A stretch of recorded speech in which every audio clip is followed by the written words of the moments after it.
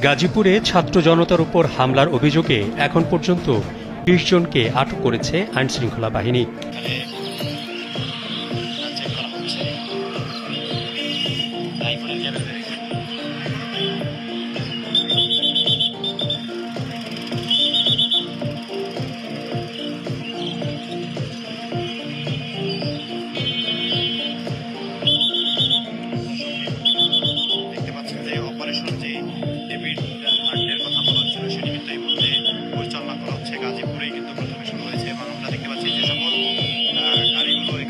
সন্দেহভাজন হিসেবে ধরা হচ্ছে সেই সকল গাড়িগুলোকে কিন্তু প্রাথমিকভাবে কিন্তু চেক করা হচ্ছে, সেটি কিন্তু আমরা দেখতে পাচ্ছি।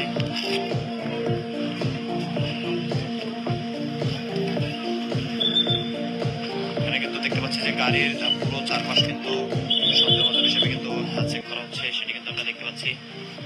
প্রত্যেকটি মোটর বাইক এবং প্রিয় দর্শক, আসসালামু আলাইকুম।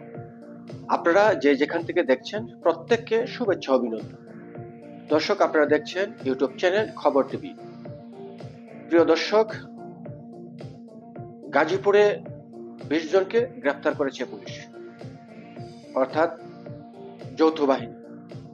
এখন আমাদের প্রশ্ন হচ্ছে, কাদেরকে গ্রেফতার করা হলো? যারা তাদের নিজের সম্পদ রক্ষা করতে ছাত্র জনতার নামে উচ্ছৃঙ্খল চাঁদাবাজ দান্দাবাজদের উপর হামলা করেছে, তাদেরকে গ্রেফতার করার জন্য এই যৌথ বাহিনীর অভিযান।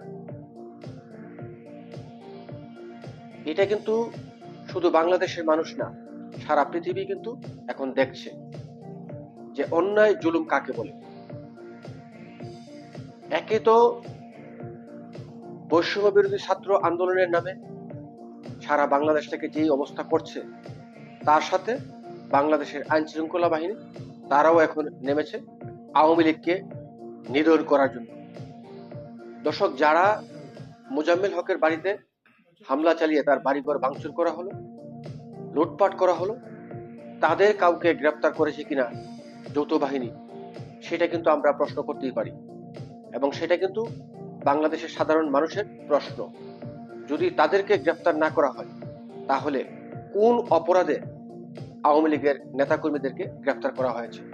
অর্থাৎ গাজীপুর থেকে সাধারণ মানুষ হোক কিংবা আওয়ামী লীগের সমর্থক হোক, যে কোনো শ্রেণী পেশার মানুষই হোক, তাদেরকে কেন গ্রেফতার করা হলো? অর্থাৎ জোর যার মুল্লুক তার, সেইভাবেই এখন বাংলাদেশ চলছে। আমরা কিন্তু আগে থেকেই বুঝতেছিলাম যে গত 2 দিন ধরে যে সমস্ত তাণ্ডব ছাত্র জনতার নামে, সমন্বয়ক নামে যে তাণ্ডব বাংলাদেশে চালিয়েছে, বঙ্গবন্ধুর বাড়ি ভাঙচুর সহ সারা বাংলাদেশের আওয়ামী লীগের এমপি মন্ত্রীদের বাড়িঘর ভাঙচুর লুটপাট করা হয়েছে, বোল্ডোজার দিয়ে ঘুরিয়ে দেওয়া হয়েছে তাদের বাড়ি। অথচ এই 2 দিন সেনাবাহিনী, পুলিশ বা অর্থাৎ সরকারের যত বাহিনী ছিল তারা সব চুপ ছিল, তারা কিন্তু কেউ কোনো কিছুই দেখে নাই। যখন মোজাম্মেল হকের বাড়িতে হামলা করে আবার লুটপাট করে ভাঙচুর করে যখন আনতে গেছে, তখন কিন্তু জনতারা তাদের উপরে হামলা করেছে। তখনই এখন যৌথ বাহিনী গঠন করতে হয়েছে, এখন আওয়ামী লীগকে নিধন করতে হবে।